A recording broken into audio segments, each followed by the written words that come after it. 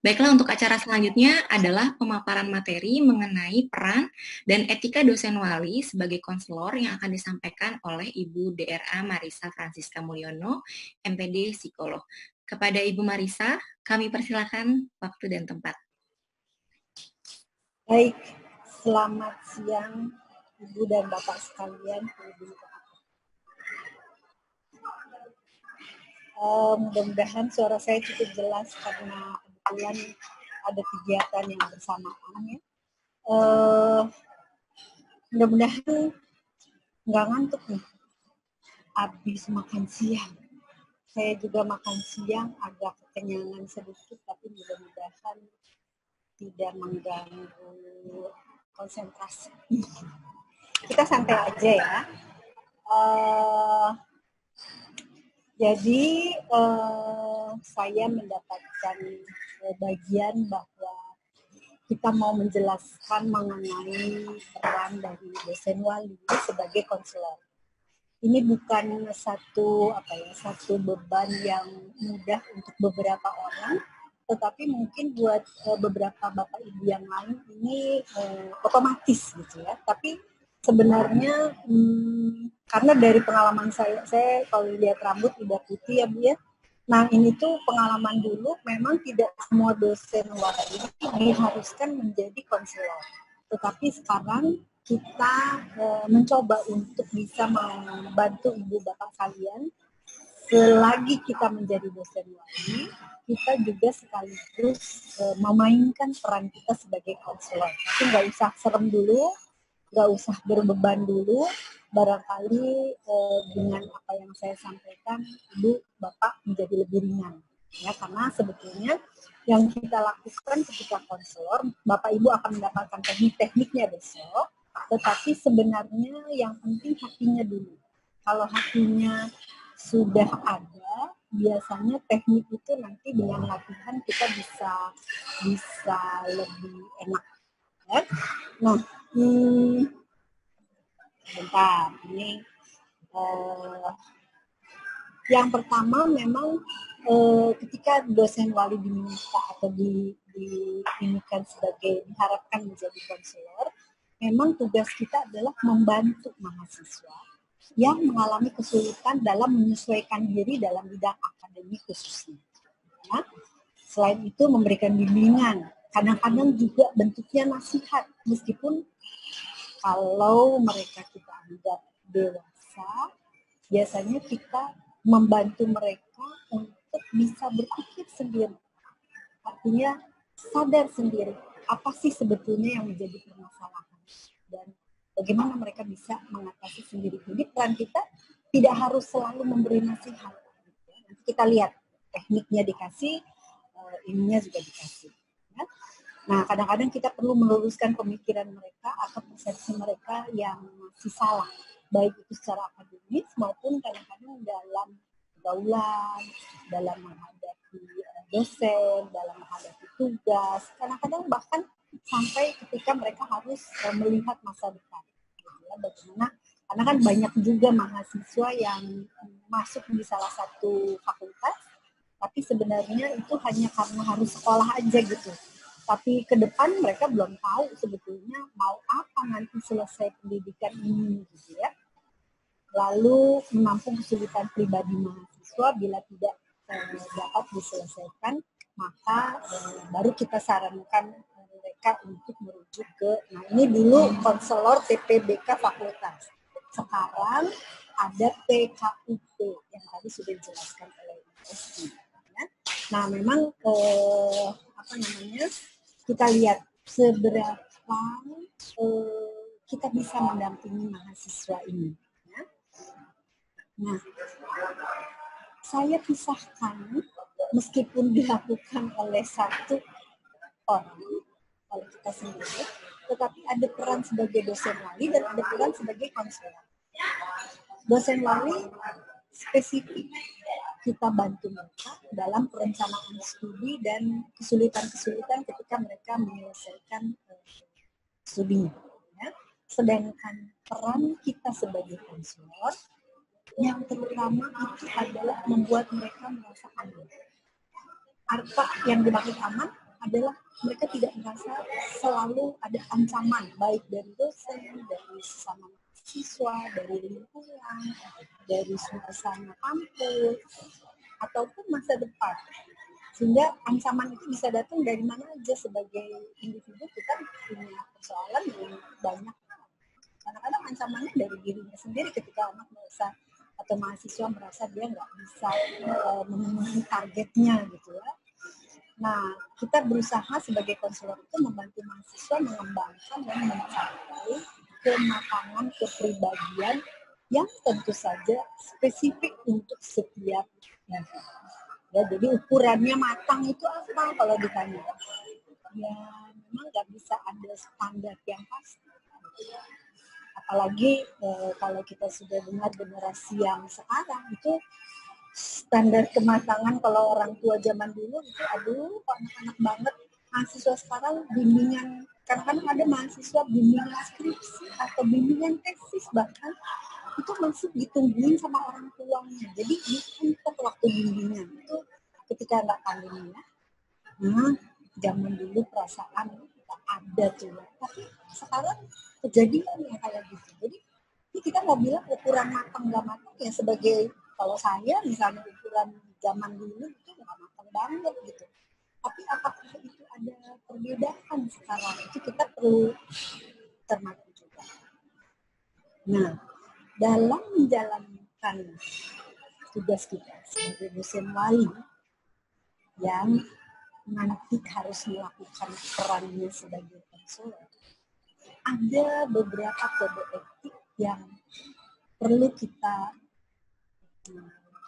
ingat ya, dan kita pegang betul-betul supaya kita tidak menyalahi apa yang harusnya kita lakukan. Yang pertama adalah menyadari bahwa selama kita melakukan kegiatan perwalian atau menjadi dosen wali, yang jadi utama itu adalah mahasiswa. Jadi bukan diri kita lagi yang harus menentukan segala-galanya, tetapi kesejahteraan itu harus ada pada dia. Kita ini membantu. Kita tidak boleh melakukan intervensi dalam masalah agama, politik, atau adat. Ya. Kemarin kami bahas juga masalah ini karena gejala-gejala yang ada di lingkungan kampus itu ada masalah-masalah yang bisa terkait dari segi agama maupun politik yang cukup ekstrim gitu ya. Nah, itu bagaimana nanti kita sikapi, kita akan bahas. Ya. Tapi pada dasarnya prinsipnya adalah kita tidak punya hak untuk mengintervensi keyakinan mereka dalam beragama, berpolitik, ataupun dalam artinya apa? Kita tidak ikut campur dia mau milih agama apa. Tetapi ketika mereka sudah beragama tertentu, lalu mereka memilih satu cara atau jalan yang terlalu ekstrim dan membahayakan dirinya sendiri ataupun lingkungan, dan kita melihat itu sebagai dosen wali, bisa melihat sendiri, bisa mendapat informasi dari temannya. Apa yang harus kita lakukan? Karena secara etika kita tidak boleh intervensi. Dan kita sendiri pun kemungkinan tidak mempunyai pengetahuan yang benar, yang seharusnya. Apalagi kalau misalnya kita punya keyakinan yang berbeda dengan mereka. Sehingga apa yang bisa kita lakukan adalah kita merujuk. Ya. Siapa orang pertama yang kita rujuk dalam hal agama, politik, ataupun ya adat biasanya, ya mungkin saja bisa ya terjadi ya adat, artinya mungkin dalam cara berpakaian, dalam cara menyapa, kadang-kadang ya. Nah, adat kadang-kadang kita masih bisa memberitahu terkait dengan penyesuaian diri mereka pada kebiasaan di tempat sekarang mereka berada. Ya, di kampus Unpad dengan budaya yang mungkin mereka datang dari Sumatera mungkin ya, karena saya punya misalnya sejawat yang jauh lebih muda, kalau bicara ada yang lebih tua itu dikau. Pertama dia bilang ke saya yang tua di kau gitu ya. Tapi itu adalah Anda, salah satu budaya yang biasa ya. Tapi kalau mahasiswa mungkin kita perlu menyampaikan, sama seperti mereka presentasi. Kalau presentasi menyebut nama, presentasi dalam lingkungan formal mereka menyebut nama sendiri atau aku, kita boleh memberitahu mereka bahwa kebiasaan adat di sini menyebut diri sebagai saya. Dalam formal biasakan menggunakan saya, bukan nama sendiri atau aku saya. Nah, tetapi kalau yang tadi agama dan politik itu kita bisa merujuk dia pada wakil dekan, ya, karena wakil dekan nanti bisa bersama dengan kita mencari apa yang sebaiknya dilakukan pada mahasiswa-mahasiswa yang memang mungkin dalam rangka perkembangan usianya sedang mencari jati diri dan mendapatkan informasi yang mungkin agak ekstrim, ya, sehingga mereka beberapa dari pengalaman saya bisa meninggalkan keluarganya, mendahulukan kelompok ini dan meninggalkan kampus juga gitu ya. Artinya Ibu, ya, maaf, ini cukup banyak masukan dari para peserta. Mungkin suaranya agak terputus-putus, kurang ya karena tadi banyak suara dari belakang, jadi kurang sekarang, clear kan. oh gitu. Sekarang masih Bu. Jadi masih. dari tadi lanjut gitu. Saya nggak bisa cari posisi jauh lebih baik, sebentar ya, saya coba. Siap, Bu. Nah, sekarang masih? Boleh dipotong ya? Iya. Mungkin untuk Ibu dan Bapak peserta, mohon maaf. tunggu sebentar. Di sini? Di sini? Kita coba. Sini Al, masih? Ruangannya sekitar ini Bu, masih? cukup jauh dengan keributan di belakang tadi. Sekarang masih? Enggak sih, kalau sekarang udah lumayan Bu, karena nggak ada suara. Sekarang nggak? Ya. Sebentar ya, sebentar.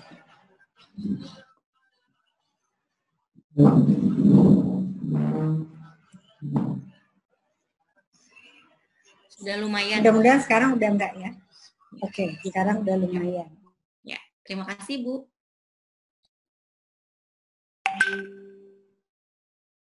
Intervensi.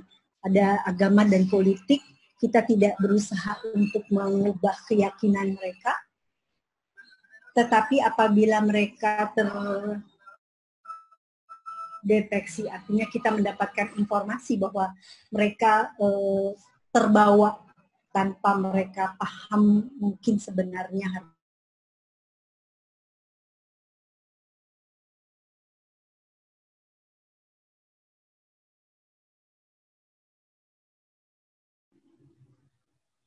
hilang ya suaranya Bu Aula, Bu Ani. Bu Marisa yang hilang ya? Saya pikir saya yang hilang suaranya. Iya, sepertinya tidak stabil ya koneksinya. Tunggu sebentar, saya coba hubungi.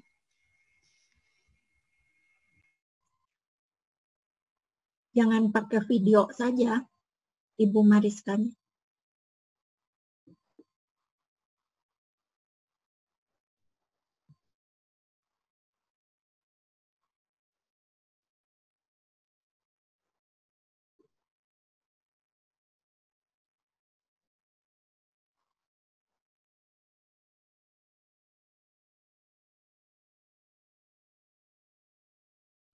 Sepertinya keluar dari ruangan ya, Ibu Marisa.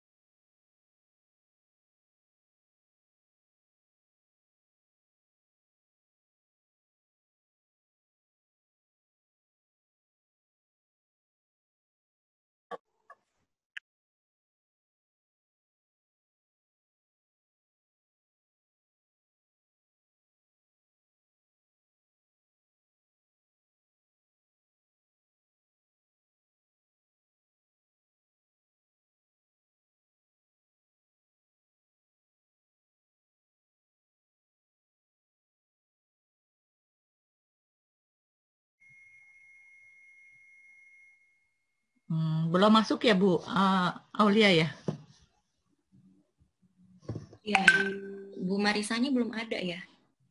Sepertinya memang susah koneksi internetnya di sana. Sinyalnya hilang timbul katanya. Mohon maaf ya Ibu Bapak, harap menunggu sebentar. Memang udah biasa kalau hambatan ini karena apa namanya virtual tuh ini hambatannya nggak apa-apa, kita sabar saja. Maaf Bu. Udah sekarang? Sudah ada Ibu Marisa ya. Bu, maaf Bu, maaf Bapak. Silakan Ibu Marisa. Kita masuk di poin ketiga ya. Iya. Menjaga kerahasiaan. Karena sebagai konselor, kita adalah orang yang dipercaya oleh mahasiswa untuk menyimpan semua permasalahan yang mereka punya. Mereka berharap kita bisa menjaga kerahasiaan dari semua informasi yang mereka sampaikan. Karena seringkali mahasiswa menjadi stres atau mahasiswa menjadi ketakutan, ada hal-hal yang bahkan kadang-kadang hal yang cukup serem gitu ya, yang kita sendiri waduh gitu, ini gimana ya, mesti disimpan atau saya harus menceritakan pada orang lain yang bisa membantu dia. Misalnya aja dia cerita kalau dia ada keinginan untuk bunuh diri, sambil kita sendiri nggak tahu harus bagaimana gitu. Nah, kalau yang namanya rahasia itu tidak kita ceritakan pada sesama dosen lain, ya. Kadang mereka minta supaya tidak diceritakan pada keluarga, tetapi kita bisa mencari bantuan, jadi rahasia ini bisa diceritakan ada orang yang bisa kita mintai bantuan. Biasanya kita lakukan dengan meminta pada mahasiswa terlebih dahulu, saya sangat ingin membantu kamu. Karena apa yang ingin kamu lakukan atau apa yang kamu sedang alami, ini sesuatu yang sangat berat. Tetapi saya tidak bisa kerja sendiri. Bagaimana kalau kita ajak dia untuk pergi ke. Nah, itu nanti terkait dengan kita merujuk pada siapa. Ya, jadi kerahasiaan ini sebenarnya adalah tidak mengumbar ceritanya pada. Jadi kita nggak ngegosipin cerita dia. Tetapi rahasia ini bukan berarti kita diam aja ketika kita tahu bahwa anak ini sedang butuh bantuan karena dia sedang mengalami sesuatu yang membahayakan dirinya atau membahayakan orang lain. Ya? Tidak memihak. Jadi kita berada pada posisi netral. Kita tidak memihak mahasiswa, kita juga tidak memihak dosen. Jadi kita melihat bagaimana persoalan yang dia alami itu bisa diselesaikan untuk kepentingan bukan hanya mahasiswa, tetapi juga terkait dengan sivitas akademika. Ya, jadi maksudnya di sini tidak memihak, kita nggak adil gitu ya. Jadi mementingkan yang satu merugikan yang lain. Tapi kita mencari solusi untuk win-win solution. Ya. Paham dan peduli pada nilai, norma sosial, hukum, keadilan, sehingga kita perlu tahu juga hukum-hukum yang berlaku ketika seseorang itu sudah masuk ke permasalahan yang terkait dengan hukum. Sehingga memang sebagai dosen wali kita perlu tahu juga aturan-aturan yang berlaku. Kemudian terbuka dan memahami keterbatasan diri. Artinya kita sendiri bukan orang yang bisa segala. Bahkan zaman dulu memang betul dosen wali dipisah sama konselornya. Dosen wali hanya mengurus perjalanan studi mereka, tetapi kita sekarang berusaha untuk juga membuat dosen wali mampu untuk mendampingi mahasiswa tumbuh dan berkembang sesuai dengan dirinya. Tetapi ketika ada permasalahan yang kita sendiri tidak tahu harus kita lakukan apa, kita menyadari diri sendiri, nggak usah memaksakan diri sendiri untuk mencari bantuan pada misalnya salah satunya WADEK atau ke PKUT. Ya. Dan ini adalah ciri bahwa kita sebagai individu bertindak profesional sebagai konselor. Karena kami pun misalnya sebagai psikolog tidak selalu bisa menyelesaikan persoalan yang dihadapi oleh klien yang datang itu sendiri. Dan salah satu bentuk profesionalitas adalah dengan memberikan sarana mereka untuk pergi ke expert yang memang bisa membantu mereka. Karena kembali lagi ke nomor satu, etika nomor satu adalah kita menomorsatukan kepentingan mahasiswa, artinya kesejahteraan dari mahasiswa yang bersangkutan. Slide berikut.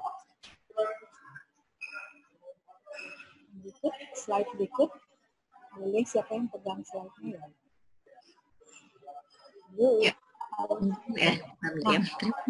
Sorry. Hal penting yang perlu diperhatikan sebagai konselor. Satu, mengenal diri sendiri, sudah pasti. Ya, kita tahu kelebihan kita, kekurangan kita, termasuk kondisi saat kita sedang atau akan menghadapi mahasiswa. Kalau emosi kita lagi nggak stabil, kita lagi terlalu capek, gitu ya. Kadang-kadang itu mempengaruhi sikap kita ketika kita menghadapi mahasiswa. Padahal mahasiswa sedang datang dengan kesulitan, tapi lihat muka kita yang juga sedang dalam kesulitan. Bagaimana kita bisa membantu? Nah, jadi kalau saya sendiri kalau mau menghadapi mahasiswa terkait dengan saya tahu misalnya mahasiswa saya sedang minta waktu, saya akan ukur diri sendiri. Sekarang, apa saya tunda? Kalau saya mau tunda, saya akan respon langsung pada dia karena saya pikir dia pasti sedang butuh banget, gitu ya. Jadi saya akan bilang, kamu bisa tunggu sampai besok. Jadi kita bisa menawarkan, tapi dia tahu kita berespon. Kadang-kadang kita kalau udah capek gitu, udahlah nanti aja dijawabnya gitu ya. Tapi sebenarnya kita bisa berespon, saya sedang sangat capek atau saya sedang sangat lelah, kalau besok bagaimana gitu. Tapi direspon. Ya, jadi kalau memang kita lagi nggak siap, lebih baik tunda daripada kita menghadapi mereka dengan muka yang juga sedang bermasalah. Kita manusia nggak pernah lepas dari masalah. Jadi normal banget kalau misalnya suatu saat kita sedang tidak siap untuk menerima mereka. Berusaha memahami mahasiswa, tidak menilai atau menghakimi kondisi mahasiswa berdasarkan ukuran kita. Karena understanding, memahami mereka itu memahami secara empati. Apa yang dimaksud dengan empati? Empati itu lebih banyak analisis kita yang jalan. Jadi bukan berdasarkan kasihan, ya, ukuran yang umum gitu ya, tetapi kita paham. Kadang-kadang kalau kita berespon bersimpati, mereka putus pacar, kita ikut, aduh kamu kasihan. Padahal belum tentu. Kalau kita dengan empati, kemungkinan mereka putus pacar, itu mereka lega. Karena pacarnya terlalu menekan misalnya. Ini empati. Jadi beda empati sama simpati. Ya. Nah, kita dibutuhkan empatinya lebih. Ya, nggak usah selalu masih selamat ulang tahun kalau itu hanya sebagai sesuatu yang otomatis gitu atau kebiasaan umum, tetapi kita bisa menggunakan kata-kata yang lebih tepat untuk setiap anak dan kata yang lain berbeda pada anak yang lain ketika dia ulang tahun misalnya. Itu empati. Menampilkan diri secara genuine, apa adanya. Jadi tadi saya bilang, kalau kita lagi capek, kita bisa bilang, sekarang saya lagi capek. Saya hanya punya waktu 1/4 jam. Kira-kira ceritamu bisa selesai dalam 1/4 jam? Atau itu cukup? Nah, itu genuine. Ketika menghadapi masalah mahasiswa dengan sikap menghargai dan mampu menggunakan kata-kata positif. Ini sesuatu yang mudah ya, menggunakan kata positif. Karena posisi kita sebagai dosen itu kadang-kadang kebiasaan. Ya, kebiasaan melihat hal-hal yang kurang pada mereka. Dan melihat hal yang kecil yang sudah baik pada mereka, itu harus kita latih. Karena ya kebiasaan kita mencari kesalahan. Maksudnya sih memperbaiki. Tapi sebagai konselor, yang itu harus dibalik betul-betul dibalik, apa yang sudah baik itu diutamakan dulu, diungkap lebih banyak daripada mencoreng atau menunjukkan kekurangan atau kesalahan yang dia buat. Gitu. Karena kadang-kadang mereka datang udah tahu salah gitu, atau udah tahu ada masalah. Orang udah salah, orang udah bermasalah, tuh ditunjuk semua yang jelek-jeleknya. alamat nggak ada daya buat bangkit gitu. Padahal kita mau membantu mereka, atau tugas kita adalah membantu mereka untuk lebih positif ya, lebih punya kekuatan untuk bangkit. Sehingga yang positif itu harus didahulukan. Kita perlu bertindak secara etis yang tadi kita kembali, menyeimbangkan antara kesejahteraan mahasiswa dengan harapan-harapan orang di sekitarnya, termasuk dosen-dosennya yang lain, termasuk fakultasnya, universitas mungkin, dan masyarakat misalnya dari mana dia berasal, atau di mana dia nanti akan bekerja. Mengetahui keterbatasan diri sebagai konselor, tadi udah disebut. Bila dirasa perlu akan merujuk mahasiswa pada yang lebih membutuhkan. Oke, yang berikut. Nah, kemampuan dosen wali sebagai konselor itu apa saja? Tadi sudah disebut ada empati. Kita harus respect pada mahasiswa. Meskipun mereka mahasiswa kita, yang dimaksud dengan respect adalah melihat mereka sebagai sosok individu yang berkembang sesuai dengan ceritanya sendiri. Tiap orang punya ceritanya sendiri-sendiri. Dan kita tidak punya hak untuk, atau tidak punya peluang untuk mengintervensi ceritanya. Dia datang ke hadapan kita dengan membawa semua cerita perjalanan hidupnya di hadapan kita. Sehingga dia punya masalah misalnya. Kita tetap respect pada apa yang dia bawa. Kita tulus, karena ketulusan itu yang dituntut sebagai seorang konselor, dan artian tidak mengharapkan hal yang bukan dia gitu ya. Kadang-kadang kita lihat, loh kamu kan mestinya ini udah mulai ada ketidaktulusan. Tapi tulus adalah ya, menerima apa adanya, international positive regard. Kita perlu mengembangkan kemampuan observasi. Jadi ketika kita menghadapi mahasiswa, seringkali laptop harus kita tutup ketika dia ada di depan kita, atau HP kita tengkurepin, kita matikan ketika dia ada di hadapan kita. Kenapa? Satu, itu respect. Kedua, kita punya kesempatan untuk mengamati semua gerak-gerik yang dia tampilkan, yang membawa pesan tertentu selain apa yang sebetulnya dia sedang perkatakan.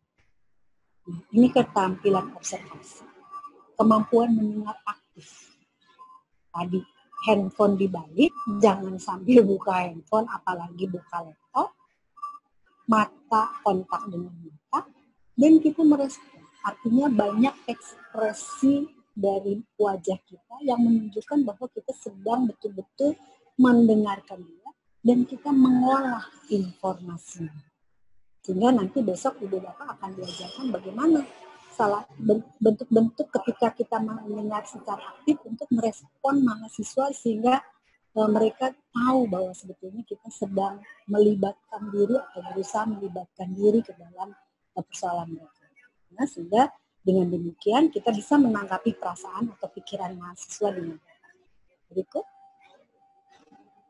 Nah, ada hal-hal yang perlu dipahami ketika membantu mahasiswa. Dosen wali perlu memahami kebutuhan mahasiswa.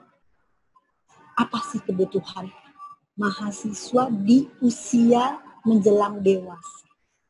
Kita kalau ikut psikologi gitu ya, mereka udah mau dewasa gitu.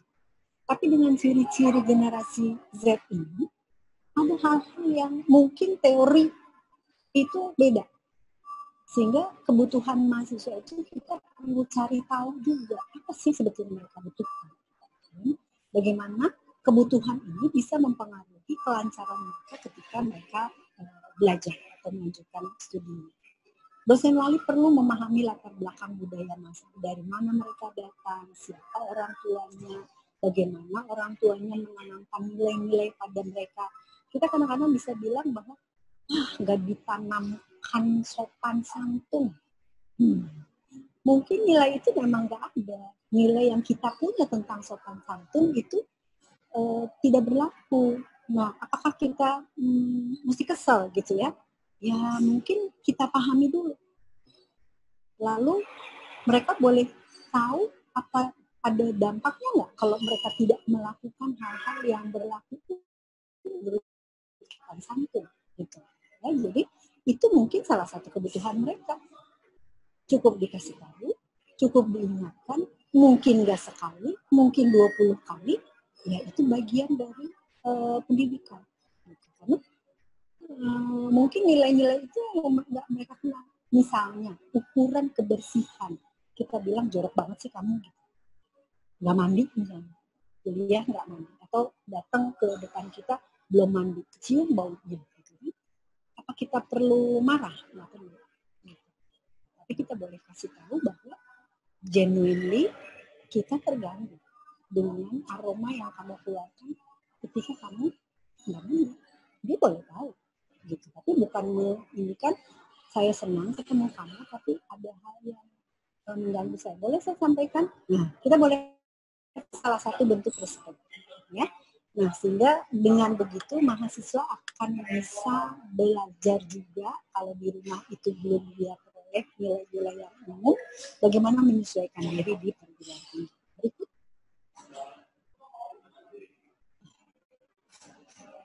Nah, nanti besok kita akan perdalam ini lebih, apa yang disebut dengan konseling, ya. Saya akan cepat saja. Tujuan dari konseling adalah memecahkan masalah. Ya, ini namanya tujuan jangka pendek. Tujuan jangka panjangnya itu adalah bagaimana dia dengan kondisi yang dia miliki sekarang, kelebihan-kelebihan yang dia punya, potensi yang dia punya, itu bisa dia kembangkan di kemudian hari. Ini jangka panjang, dan melakukan penata laksanaan untuk proses mencapai tujuan tersebut. Ya, baik tujuan jangka pendek maupun jangka panjang. Berikut, besok kita akan ulang lagi. Fungsi konseling itu ada 3. Ada preventif, mencegah supaya persoalannya tidak menjadi lebih parah, atau dia tidak menjadi sakit, tapi gejalanya udah kelihatan. Kalau dia gini terus, dia bisa mengalami kesulitan nantinya. Kita bisa memprevent dia untuk terjadi hal itu. Bisa melakukan remedial atau perbaikan-perbaikan, termasuk pada penyesuaian tadi, misalnya kebersihan, sopan santun, gitu ya. Kemudian fungsi pengembangan atau ditarik. Mungkin kita lihat potensi-potensi yang selama ini dia belum sempat kembangkan, tapi kita lihat itu bagian dari konseling. Berikut. Nah, saya akan masuk lebih pada ini, bahwa sebagai dosen wali, kita kan harus jadi konselor. Nggak usah serem-serem banget konselor itu belajar puluhan tahun atau seperti kami gitu ya. Tetapi selama kita punya hati untuk mendampingi mereka, biasanya kita bisa melakukan hal ini. Ya. Berikut. Nah, dalam pendampingan, kita punya hati untuk membantu mahasiswa itu tumbuh dan berkembang. Dan harus punya kepercayaan atau keyakinan bahwa mahasiswa yang kita dampingi ini punya kemampuan sendiri dan punya kebutuhan sendiri untuk tumbuh dan berkembang yang mungkin beda dari apa yang ada di kepala kita. Ya, tapi kita percaya bahwa dengan apa yang dia punya, itu dia bisa tumbuh dan berkembang. Nah, ini ada satu quotes yang mengatakan bahwa setiap orang itu unik, ya. Setiap orang itu beda sama orang lain dengan caranya sendiri. Dan ini kadang-kadang nggak mudah, karena kita manusia punya kemampuan membandingkan. Karena kita membandingkan, kita melakukan penilaian. Ini diharapkan ketika kita menjadi konselor, tidak kita lakukan penilaian atau menghakimi. Karena setiap orang datang dengan keunikannya sendiri-sendiri. Bahkan dikatakan, losers are special in their special audience. Jadi kalaupun mereka gagal, ketika kita dampingi mereka quit, mereka mundur, mereka drop out, yang seperti ini pun harus merasa bahwa mereka tetap berharga. Dan itu peran kita. Jadi bukan berarti sebagai konselor itu hanya selesai ketika dia berjalan mulus ya, sampai dia lulus. Tapi kadang-kadang pada yang membuat keputusan untuk DO, untuk mundur, untuk mencari jurusan lain, atau bahkan berhenti tidak mau melanjutkan pendidikan, dia harus berhenti dengan perasaan bahwa dia punya jalannya sendiri dan dia akan melakukan itu dengan lebih Oke, lanjut. Nah, ada 8 hal yang bisa kita lakukan ketika kita mendampingi mahasiswa. Yang pertama adalah, lanjut aja dulu. Ada 8 ya, ada mencari tahu, fleksibel, sabar, saya terangkan satu-satu. Nah, yang pertama adalah mencari tahu. Kita perlu punya pengetahuan tentang mahasiswa yang sedang kita hadapi. Bagaimana pemikirannya, cara dia berpikir itu seperti apa. Orang yang punya atau mahasiswa ini punya kehidupan emosi yang seperti apa. Ada yang ekspresif banget, apa yang dirasa itu yang dia keluarkan, atau sensitif banget. Yang sensitif ini bukan berarti semua perasaan negatif aja, enggak. Kadang-kadang kalau lagi senang juga enggak kontrol gitu. Apa sama dia mudah sekali tergugah. Ya. Nah, ada yang bisa mengekspresikan itu, ada yang tidak. Kalau sensitif itu semua jenis emosi itu dia mudah terpapar. Ya. Nah, ada kebutuhan. Ya, ada kebutuhan-kebutuhan yang bisa berupa material, bisa berupa imaterial. Ya. Bagaimana perkembangan sosialisasi dia, ya. Kemudian kecenderungan tadi generasi Z. Ya, jadi kita perlu punya pengenalan atau mencari tahu apa ini mereka ini. Dan itu kita bisa cari dari berbagai sumber atau dengan berbagai cara. Ya, berikut. Yang kedua, kita perlu fleksibel. Ya. Kita mengubah gaya yang sudah selama ini kita lakukan, tapi nggak berlaku, nggak ada perubahan. Dan nggak cocok barangkali. Nah, kita mesti secara kreatif mencari apa nih cara yang lain, gaya yang lain apa. Gitu. Jadi kalau udah tahu ini nggak berhasil, jangan kukuh pakai gaya yang itu. Mungkin kita bisa cari cara yang lain. Dan berani untuk mencari cara yang lain atau mencoba cari cara yang lain.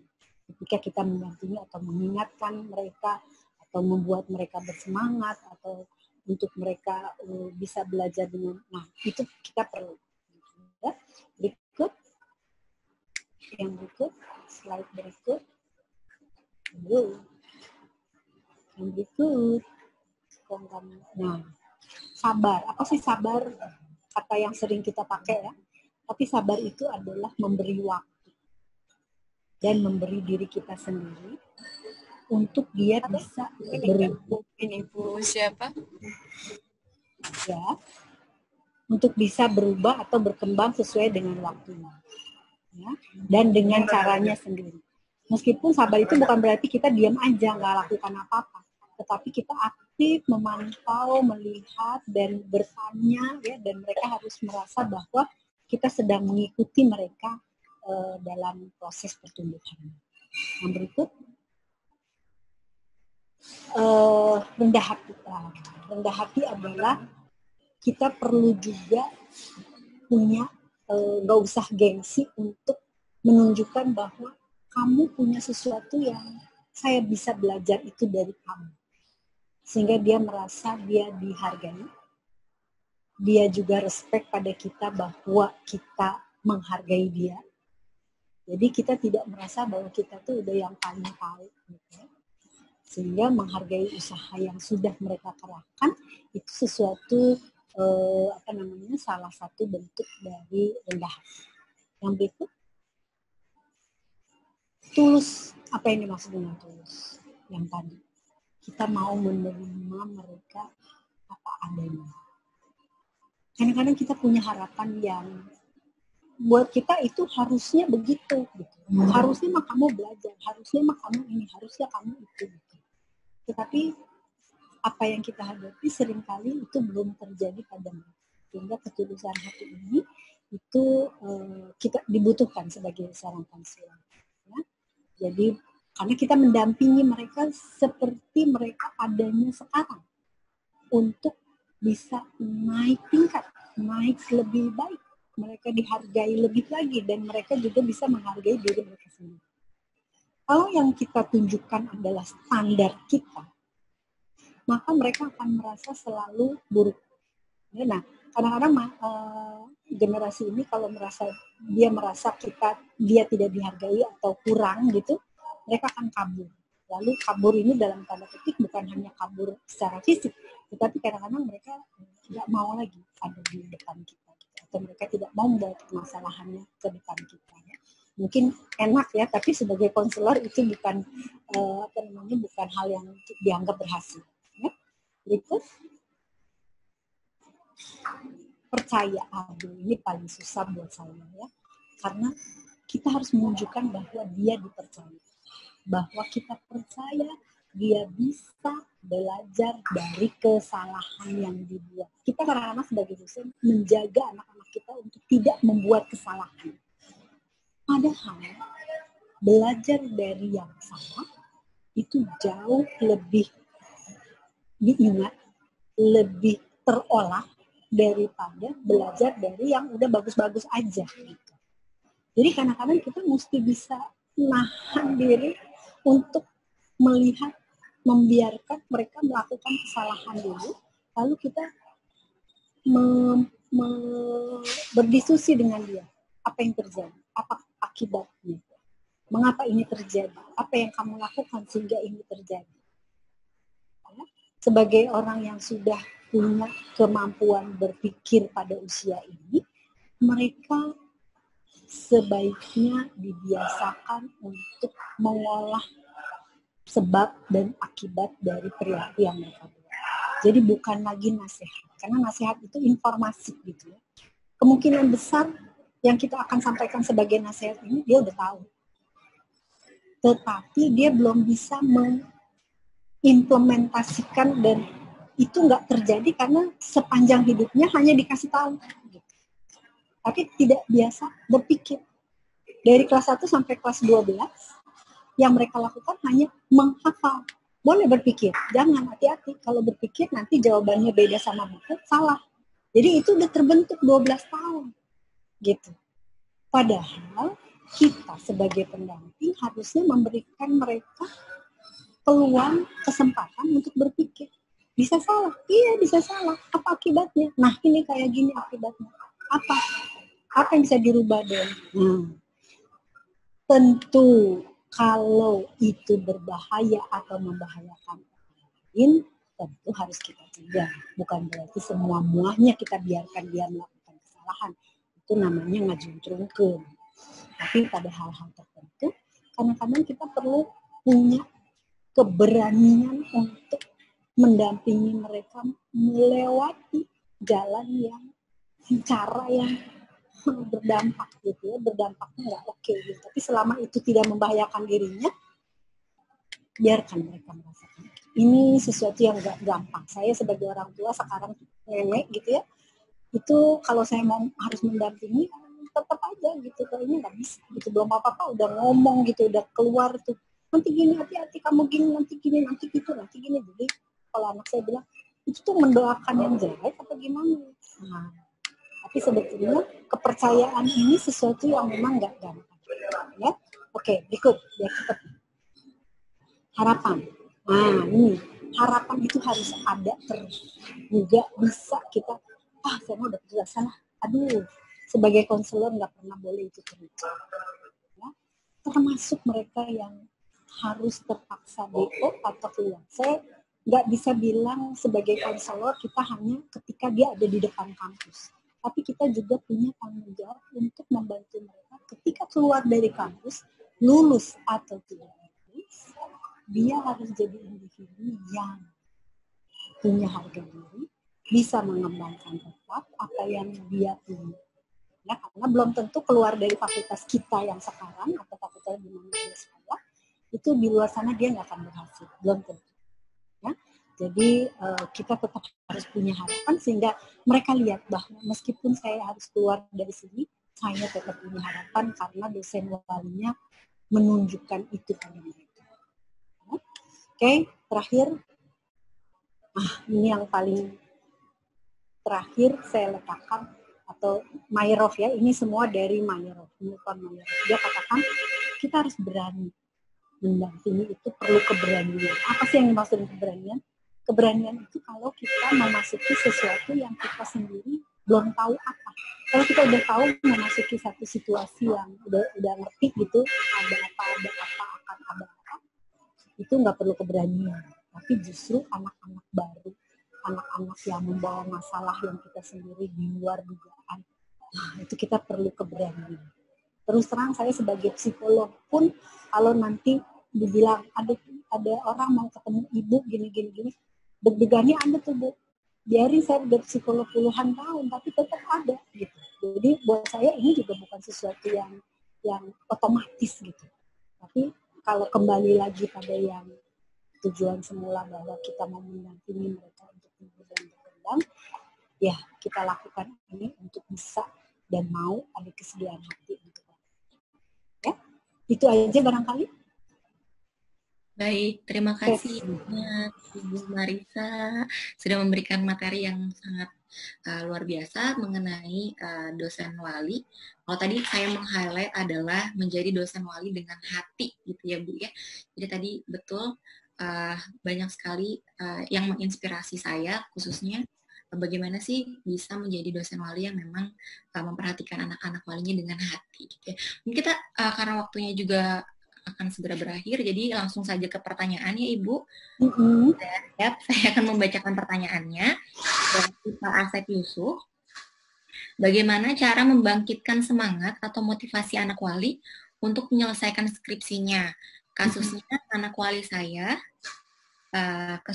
saya tingkat akhir, kesempatan terakhir karena masuk semester 14, sudah di akhir berarti ya, tapi di akhir semester ini menyampaikan ingin mengundurkan diri. Sudah tanya alasannya tapi tidak terbuka, sudah coba motivasi juga tapi tetap pokoknya ingin mengundurkan diri, katanya. Sudah setuju juga. Orang tua sudah setuju, gitu ya. Iya. Sudah mengundurkan orang tuanya. Itu gimana? Gini, Pak Asep. Keinginan kita adalah dia lulus. Sayang banget, kamu udah tinggal melangkah sekali lagi. Ayo sini saya bantuin skripsinya. Itu sebagai dosen. Yes. Tapi sebagai konselor, nggak bisa. Artinya, oke. Kita bisa berikan pada dia, saya percaya. Kalau kamu ambil keputusan ini, kamu tahu apa yang akan kamu lakukan setelah ini. Berharap dia selama 14 semester ada perubahan pembelajaran yang terjadi. Mungkin bukan ijazah ujungnya, tapi pembelajaran hidup yang dia dapat 14 semester. Itu konselor, Pak. Saya bisa menghayati Bapak karena saya punya beberapa kasus yang datang. Bayangin Pak, spesialis penyakit dalam semester 4 IPK ini mau berhenti jadi dokter gimana tuh? Saya bilang Pak, kamu udah ngeluarin berapa ratus uang gitu kan? Itu kan saya kan, artinya personal pribadi saya. Gila kamu orang tua kamu. Ya saya datang ke sini hanya mau tahu bagaimana saya harus menyampaikan pada orang tua karena saya tidak mau jadi dokter. Emang kamu nggak senang kalau enggak gitu kan asarnya gitu ya kalau saya Marisa yang nanya gitu. Senang sih, kan mungkin orang tapi saya nggak mau. Lalu kamu jadi saya mau startup itu lebih menantang. Terus dia nggak mau, nggak ada hak kita memaksakan ini, gitu. Maksud saya bisa menghayati Bapak gemes banget gitu, Pak. Tinggal sini gitu. Tapi sebagai konselor kita nggak punya hak memaksakan dia, tapi kita punya teknik-teknik nanti Bapak bisa belajar. Bagaimana membuat dia sadar dan akhirnya membuat keputusan sendiri, bukan kita yang bikin keputusan atau memaksa dia untuk, atau tadi Bapak istilahnya bagaimana memotivasi. Oke, cara memotivasi bukan dengan mengharuskan, tetapi membuka pemikirannya bahwa apa yang dia akan putuskan keluar dari kuliah ini itu konsekuensinya dia sendiri yang mau, gitu, dan dia mau berjuang untuk konsekuensi itu. Itu sebetulnya peran konselor. Kemudian mudah-mudahan kejawab Pak Asep. Gimana Pak Asep?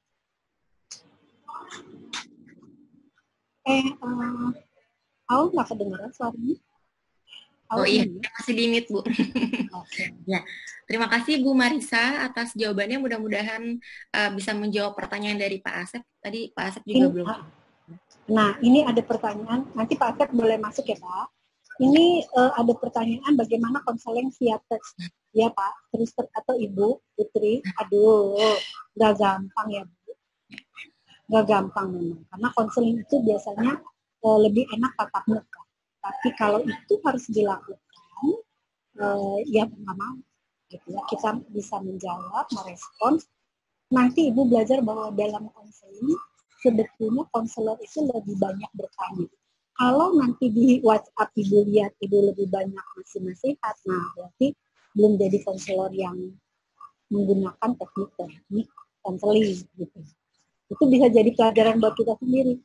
Nah kalau misalnya di WhatsApp kelihatan banget kita bertanya apa kita yang cerita lebih banyak, karena sebetulnya pada dengan melakukan teknik konseling yang mikir lebih banyak dia, yang mesti ngomong lebih banyak dia, gitu. Sehingga kita yang harus belajar mengajukan pertanyaan-pertanyaan sehingga mereka mengolah sendiri. Ya, sama bisa dengan video call kalau memang punya pulsa cukup atau wifi-nya oke gitu ya. Salah satu kunci utama dalam perwalian adalah komunikasi dan saling percaya. Betul Pak Sam, saya setuju dengan Bapak. Bagaimana cara yang paling efektif dalam bentuk rasa saling percaya antara dosen wali? Pertama barangkali ekspresi itu Pak. Kalau kita punya masalah sendiri dan belum selesai, kadang-kadang susah bawa muka yang membuat orang bisa masuk untuk enak bercerita. Tapi kalau muka kita udah penuh dengan persoalan, LKI belum selesai, harta kekayaan belum ditulis, gitu itu belum lagi bikin soal, belum ini, kebaca kan sama mahasiswa mukanya. Nah kalau yang gitu, gimana ya mau ngandelin orang yang juga punya masalah? Kita nggak bisa ini ya, kadang-kadang kita nggak bisa kontrol juga kan, kita bukan orang yang sepenuhnya sehari-hari sabar. Tapi begitu kita mau masuk sesi itu, saya biasanya ambil waktu dulu. Kalau perlu berdoa lalu cuci muka dulu, apapun lah ya, cuci muka yang beneran atau apapun lah gitu. Saya off dulu dari semua, baru saya menghadapi mereka. Ekspresi kita sangat menentukan bagaimana mahasiswa bisa datang pada kita dengan percaya itu kan sebetulnya dia bisa mengandalkan kita atau nah itu ekspresi kita dulu. Kalau ekspresi kita bisa kelihatan itu, biasanya relasinya langsung kebangun. Mudah-mudahan menjawab pertanyaan. Selamat siang Bapak Ibu. Oke, Bu Marisa, dosen wali sebagai konselor, kapan perlu merujuk mahasiswa ke yang lebih kompeten? Yes. Kapan kita merujuk ke mahasiswa ke yang kompeten? Ketika habis ini Bapak Ibu akan dapat satu tools atau pegangan lah ya kira-kira. Kapan kita merujuk? Kapan kita masih bisa tanya? Karena ada hal-hal yang mungkin cukup perlu Bapak Ibu ketahui dan itu bisa ditemukan dengan panduan yang nanti setelah ini akan diberikan oleh mengenai kapan batasannya. Ya, mudah-mudahan itu. Apakah sudah terjawab semua pertanyaannya, Bu Aul? Ya Bu, sudah sampai di chat yang terakhir dari Ibu Irma. Baik, ada lagi mungkin sudah? Masih ada 5 menit sih, Bu. Tadi saya ngomongnya berbes, namanya tahu kepotong-potong. Ya, tapi mungkin boleh cerita pengalaman saya selama jadi dosen wali. Ya, menjadi konselor itu memang harus ada maunya gitu, harus ada kesediaan. Kalau enggak susah, Bu. Dan terus terang ada masa-masa ketika kita memang nggak lagi siap gitu. Nah, itu salah satu etikanya kita sadar gitu. Oke, saya sekarang lagi nggak bisa. Nah, memang kita diminta untuk punya kesediaan. Saya kira gini, kalau boleh saya bagi. Terus terang selama saya jadi psikolog berpuluh tahun, ketika kita menghadapi orang lain yang punya masalah, itu sebetulnya kita tidak mengambil beban mereka ke kita. Tapi sebenarnya ada pelajaran-pelajaran yang banyak sekali yang bisa kita peroleh ketika kita menghadapi orang yang punya masalah. Apa coba? Apa yang dia lontar? Apa yang dia sampaikan? sebetulnya kita juga mengalami. Jadi persoalan mereka itu kadang-kadang banyak yang iya sama, ada juga begitu. Tapi ketika kita menghadapi orang lain bukan anak sendiri, lalu kita pandai untuk mengucapkan pertanyaan-pertanyaan dan mereka menjawab, kita belajar sesuatu. Kita belajar sesuatu dari orang lain. Sehingga sebetulnya dengan menjadi konselor atau ada kesediaan mendampingi, kita belajar banyak. Karena kan kita belajar tuh seolah-olah hanya di waktu kita sekolah. Sekarang kita udah jadi dosen seperti udah S3 apalagi udah profesor, nggak perlu belajar lagi gitu.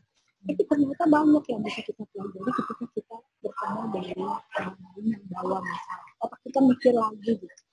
Dia mikir, kita mikir, dia menjawab. Ya bisa juga gitu. Kemarin kita kagum-kagum sendiri gitu. Ya pikiran dia begitu. Oh iya orang bisa punya masalah. Itu pengetahuan. Dan kalau itu kita ada kesediaan itu, mungkin nggak jadi terlalu beban. Kita harus mendampingi mahasiswa yang nggak ada habisnya tuh Pak, sampai kita pensiun kan, tetap aja jadi dosen wali gitu ya. Ini lagi senang udah habis, datang yang baru. Tapi itu sebenarnya kalau kita lihat, ya kita dikasih kesempatan untuk belajar dari anak-anak yang baru-baru ini, belajar bersama saya. Persoalannya dan beda banget standar. Beda banget. Jadi kalau saya boleh bilang, ya kadang-kadang kita suka jengkel-jengkel gitu. Nah, kalau jengkel itu berarti nggak tulus. Karena kita masih mau pakai ukuran kita yang zaman saya. Kan gini, harusnya gini, anak lu bisa gini, harusnya gitu. Mungkin anak sekarang ternyata beda lagi cerita. Apakah mereka punya perencanaan? Punya. Saya dulu bilang, ini anak sekarang nggak pakai perencanaan. Main instan aja. Cara mereka membuat rencana beda banget. Kita kalau suruh ngikutin cara mereka berencana nggak bisa. Karena sesuatu yang lain. Dan itu kita harus terima. Karena itu mereka. Anak sekarang kecil, umur 1 tahun udah bisa main gadget. Ya mereka kenal begitu keluar dari rahim ibunya gadget semua. Nah zaman kita 8 tahun gadget ada. Ya itu seperti nafas mereka hari-hari. Sehingga buat saya gadget itu cuma alat gitu. Alat yang pengenalan tentang nilai gadget itu siapa yang pasti. Kalau itu sebagai mainan ya dia pakai main terus. Tapi kalau itu sebagai sumber pengetahuan, mungkin pengetahuan terus yang dia cari. Main malah lewat. Main mah kalau hangout sama orang lain, sama temen. Real, itu main. Kalau gadget itu dia cari pengetahuan. Nilai apa yang disampaikan? Gak bisa disalahin juga kalau mereka dapat nilai awal yang berbeda. Itu aja sih Bang. Ya, terima kasih banyak Ibu Marisa sudah berbagi pengalaman. Ini mengajak mendidik mahasiswa untuk terbuka cerita. Iya, Bu. Gimana? Oke. Ini masih mau dilanjut apa saya balas? Waktunya sudah habis, Bu. Habis. Oke. Ya, jadi untuk Ibu pertanyaan Dika, Ibu Dika nanti saya akan kasih ini ya, kasih kasih tipsnya gitu. Saya kadang-kadang suka pakai sarana lain gitu, Bu. Pakai foto, pakai apa gitu. Terus kita bahas foto, nanti dia suruh cerita. Itu salah satu teknik aja cerita. Wah, alhamdulillah. Masalah ekonomi itu Pak. Sama. Ekonomi kadang-kadang nggak tega ya Pak. Kalau kita lagi punya pengen ngasih gitu ya. Buat saya itu personal. Bukan dosen wali. Bukan konselor. Karena konselor nggak ngasih uang, dosen wali juga nggak ngasih duit. Tapi kalau misalnya Bapak mau kasih, itu personal Bapak. Nah, sebetulnya kan ada jalur, ada rujukan kemana kita bisa membantu mahasiswa yang membutuhkan ini. Gitu. Saya sih berharap Unpad punya jalur untuk itu. Ya. Baik, Ibu Marisa, terima kasih banyak sudah berbagi materi dan juga pengalaman yang luar biasa. Banyak sekali pengalaman Ibu, sudah berpuluh-puluh tahun ya Bu ya, sebagai psikolog yang menangani banyak sekali kasus gitu ya. Terima kasih banyak Ibu. Sama-sama, mudah-mudahan bermanfaat. Ya, amin. Terima kasih banyak. Untuk semuanya, mungkin kita akan lanjutkan ke sesi selanjutnya. Terima kasih banyak sebelumnya Ibu Marisa. Sama, sehat semua ya. Ibu. Selamat siang. Baik, untuk sesi selanjutnya adalah briefing kegiatan role play yang akan disampaikan oleh Ibu Puspita Adi, MC Psikolog. Kepada Ibu Puspita, sudah hadir? Ya, sudah Bu Au. Ya, sudah. Mangga pada Ibu Puspita, untuk waktu dan tempatnya kami persilahkan. Ya, selamat siang Bapak Ibu semuanya. Kali ini saya akan memberikan paparan ya mengenai briefing. Nah, jadi kan tadi habis diizinkan saya untuk share screen ya. Dari Bu Marisa tadi sudah mengutarakan mengenai dosen wali sebagai konselor gitu. Nah, besok di hari besok Bapak Ibu akan berlatih akan mendapatkan materi paginya mengenai teknik menggali permasalahan, teknik menjadi konselor seperti itu. Nah, kalau kata orang gitu ya, kalau nggak berlatih itu kan kayak menguap gitu ya. Nah, dengan berlatih itu kan menjadi lebih terserap ilmunya. Sehingga dalam besok di hari kedua, di siang hari, kita akan berlatih role play sebagai konselor gitu. Ada yang sebagai konseli dan ada yang konselor. Nah, namun sebelumnya walaupun ini dilaksanakan besok, tapi izinkan kami untuk memberikan briefing terlebih dahulu mengenai apa yang akan kita lakukan besok siang gitu, agar Bapak Ibu juga mempunyai bayangan gitu, dan sehingga bisa mempersiapkan diri dengan baik gitu. Walaupun begini ya Bapak Ibu, tentang materi sebagai konselor pun juga sebenarnya masih akan diberikan nanti setelah ini, kemudian besok siang juga gitu. Jadi kita briefing aja dulu agar Bapak Ibu punya gambaran, kemudian nanti materi dilanjut hari ini sisanya, kemudian besok, kemudian siangnya kita berlatih gitu. Nah, tujuannya apa gitu ya? Practice makes perfect gitu. Jadi kalau kita nggak berlatih kan nggak akan sempurna ibaratnya gitu. Nah, yang kedua, sebagai wadah dalam mengaplikasikan berbagai pengetahuan dan wawasan yang didapatkan Bapak Ibu mengenai optimasi dosen wali gitu. Selama 2 hari ini Bapak Ibu akan mendapatkan tentang pengetahuan dan wawasan gitu. Tadi sudah tentang karakteristik mahasiswa, permasalahannya, kemudian hari ini tadi dan juga besok tentang lebih ke konselornya, bagaimana menggali permasalahan seperti itu. Nah, sehingga bisa diaplikasikan gitu. Dan yang ketiga, belajar menggali dan memahami masalah mahasiswa atau konseli gitu. Nah, ini tujuannya gitu. Bagaimana metodenya? Besok kita akan dibagi, Bapak Ibu akan dibagi menjadi kelompok-kelompok di mana setiap kelompok itu terdiri dari 6 orang. Nah, 6 orang ini nanti di breakout room ya Bapak Ibu, kemudian Bapak Ibu dibagi menjadi breakout room.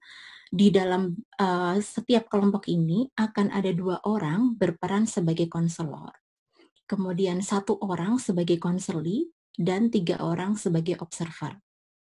Nah, agar latihannya itu semakin baik gitu, kami menyediakan kami membuat skema 3 sesi role play di sini gitu, sehingga setiap Bapak Ibu pasti akan berperan sebagai konselor gitu. Tapi tidak semuanya mungkin akan berperan menjadi konseli gitu, tapi semuanya akan berperan sebagai konselor. Nah, apa yang akan kita lakukan? Melakukan sesi konseling antara mahasiswa dengan dosen wali, di mana skenario kasusnya nanti sudah kami siapkan gitu dan akan kami berikan besok siang gitu. Sebelum istirahat, insya Allah, bukan sebelum istirahat, sebelum melaksanakan sesi role play tersebut. Nah, mekanismenya tadi kan dibagi menjadi 3 kali ya Bapak Ibu ya. Kita akan mulai di jam 1 siang gitu. Setiap sesi ini 40 menit. 5 menit pertama untuk persiapan, seperti Bapak Ibu mendownload beberapa berkas, kemudian membaca skenarionya, yang Bapak Ibu sebagai konselor membaca skenario konselornya, kemudian yang sebagai konseli membaca skenario konseli, seperti itu. Kemudian di 20 menit latihan menggali permasalahan gitu. Jadi selama 20 menit ini yang aktif adalah Bapak Ibu konselor dan Bapak Ibu konseli gitu. Bapak Ibu observer mengemute dulu untuk mengobservasi jalannya proses konseling. Kemudian setelah itu adalah 15 menit diskusi. Nah, dalam sesi diskusi ini nanti akan dipandu oleh tim co-fasilitator. kofasilitator ini terdiri dari dosen-dosen dari Fakultas Psikologi Unpad gitu.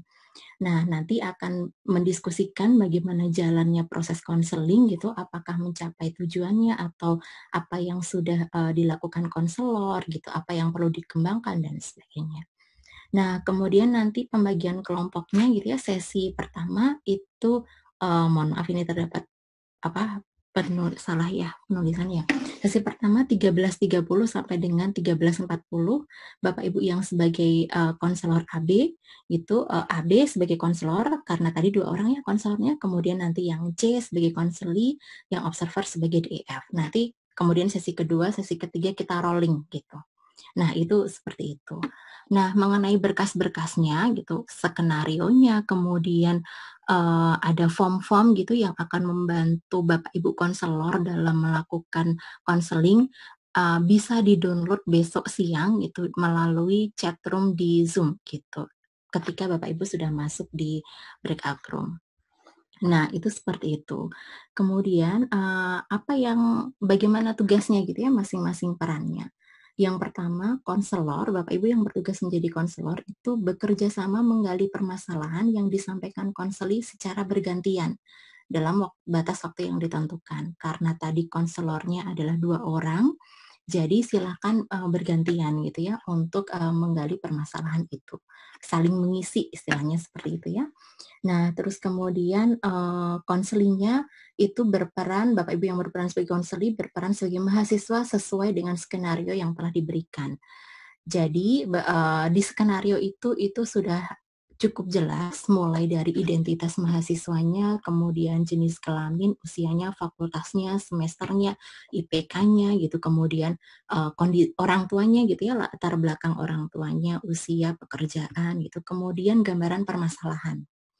Nah, Bapak Ibu yang berperan sebagai konseli bisa menggunakan skenario itu ketika menjawab pertanyaan-pertanyaan yang diberikan oleh konselor.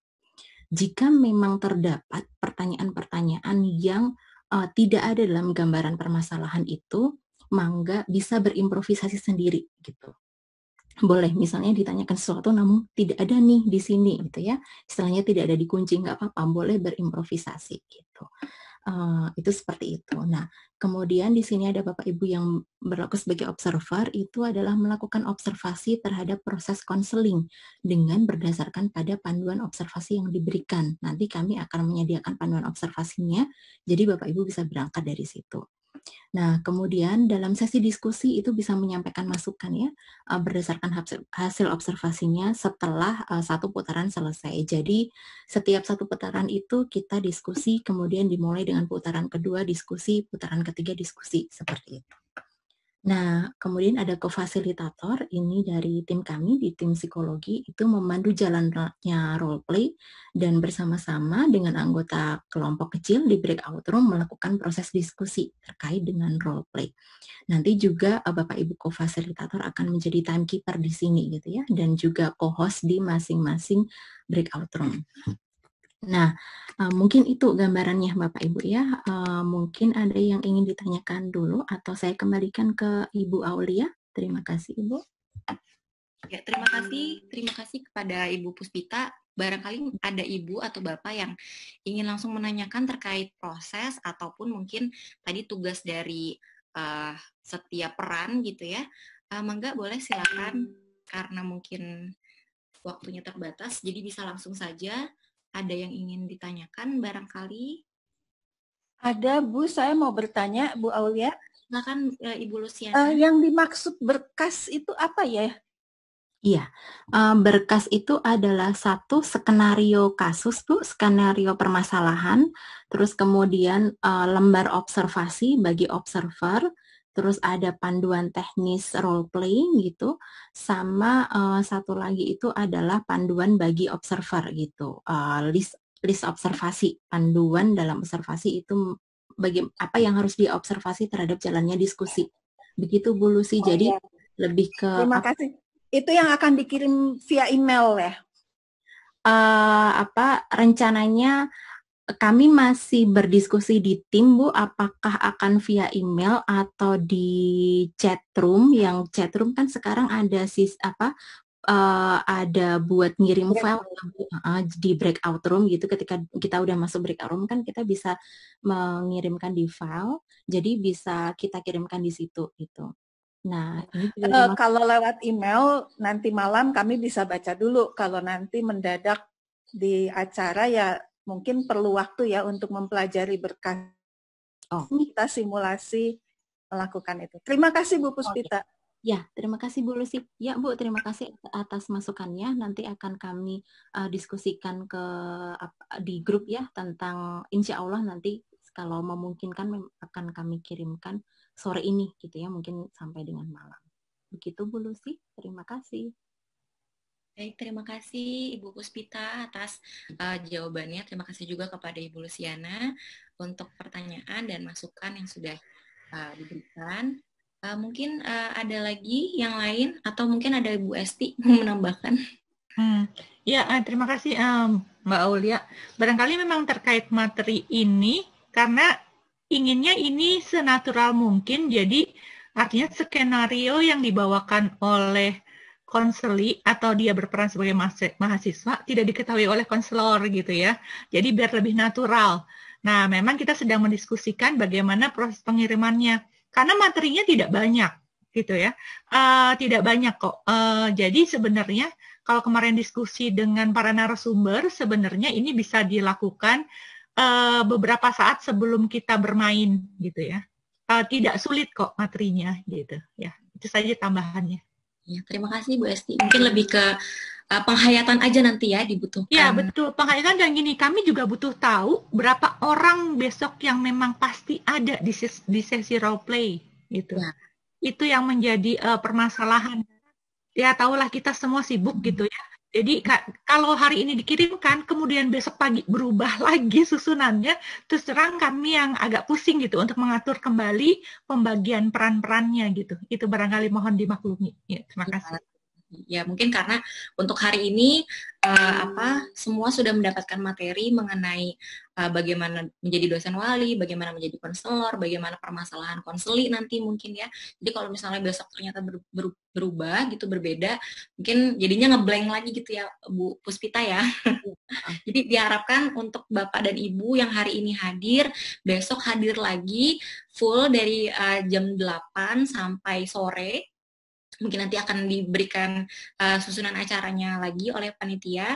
Jadi mohon sekali kepada Bapak dan Ibu bisa hadir dan siap-siap gitu untuk melakukan role play besok hari. Gitu ya mungkin ya Mbak Puspita. Ada lagi? Ya Bapak Ibu, jadi kasusnya itu, skenario kasusnya itu tidak banyak kok Bapak Ibu. Untuk Bapak Ibu yang berperan sebagai konselor itu hanya 1 paragraf. Sedangkan Bapak Ibu yang berperan sebagai konseli itu hanya 2 halaman gitu. Jadi tidak banyak kok dan bisa dibaca dalam waktu 1 sampai 2 menit gitu. Dan tadi mungkin sedikit menjawab ya Bu Aulia terkait pertanyaannya Ibu Dika tentang skenario tentang sikap gitu ya, sikap ada nggak gitu. Nah sikap tidak ada Bu di sini, yang kami sediakan hanya gambaran permasalahannya aja. Jadi mangga silakan Bapak Ibu tadi seperti yang dikatakan Bu Aulia untuk menghayati gitu ya dengan gambaran permasalahan seperti ini. Penghayatannya kira-kira mahasiswanya itu gimana ya sikapnya ya gitu. Nah itu silahkan diimprovisasi bagi Bapak Ibu. Gitu.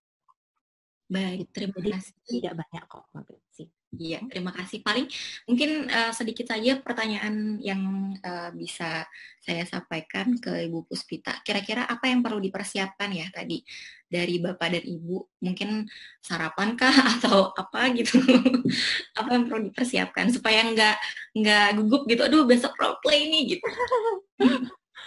Kayak mau psikotes aja ya Bapak Ibu harus sarapan dulu gitu.